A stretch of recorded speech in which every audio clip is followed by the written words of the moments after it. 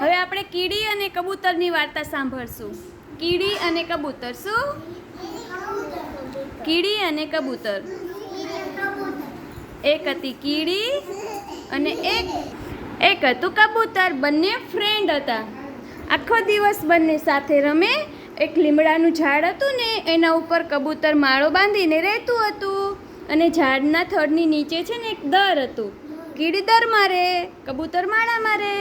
બંને આખો દિવસ સાથે રમતા હોય, મોજ મસ્તી કરતા હોય. અને બાજુમાં છે ને એક પાણીનું તળાવ હતું. તો એક દિવસ ઝાઝો બધો વરસાદ આવ્યો.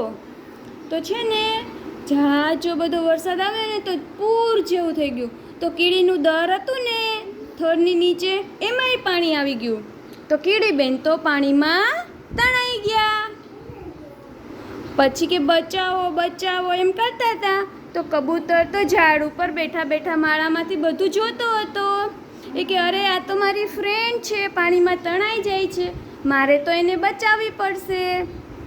ચલો હું કંઈક કરું. કે પછી એને એક આઈડિયા આવ્યો. તો એણે ઝાડ પરથી એક પાંદડું તોડી અને પાણીમાં ફેંક્યું. પછી તરતું પાંદડું છે ને કીડી પાસે પહોંચી ગયું. તો કીડીબેન પાંદડા ઉપર બેસી ગયા. પછી પાંદડું પાછું કિનારે આવ્યું એટલે કબૂતર એની ચાંચમાં લઈ લીધું અને કીડીને જ્યાં પાણી નહોતું ને એવી સુરક્ષિત જગ્યાએ રાખી દીધું. પછી કીડીએ કબૂતરને થેન્ક યુ કીધું. કે થેન્ક યુ, તે મારી જાન બચાવી. પછી એમ કરતાં કરતાં બંને સાથે રમતા હોય, મોજ મસ્તી કરતા હોય. એક દિવસ જંગલમાં એક શિકારી આવ્યો. એની પાસે બાણ ને તીર હોય ને શિકાર કરવાવાળા પાસે.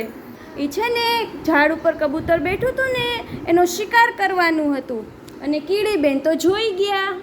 તો એ કે આ તો મારા ફ્રેન્ડનો શિકાર કરવા આવ્યું છે, મારે તો કંઈક કરવું પડશે, મારે તો એને બચાવવો પડશે. તો એણે ફટાફટ દોડાદોડ છે ને ઓલા શિકારીના પગમાં બટકું ભર્યું. તો કીડીએ બટકું ભર્યું તો શિકારીનું તીર બીજી બાજુ વયું ગયું. કબૂતરને ન વાગ્યું અને એનો અવાજ આવ્યો તો કબૂતર ઉડી ગયું. એમ કરતાં કબૂતરની જાન બચી ગઈ. પછી કબૂતરે કીડીને થેન્ક યુ કીધું. પછી કે આપણે બે તો ફ્રેન્ડ જ છીએ. કીડી કે આપણે બે તો ફ્રેન્ડ જ છીએ, એકબીજાને થેન્ક યુ ન કહેવાનું હોય.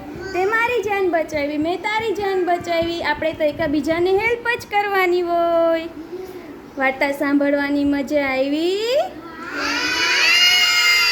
ચલો, વાર્તામાં શું શું હતું? કોણ કોણ હતું વાર્તામાં? કીડી અને કબૂતર બંને ફ્રેન્ડ હતા.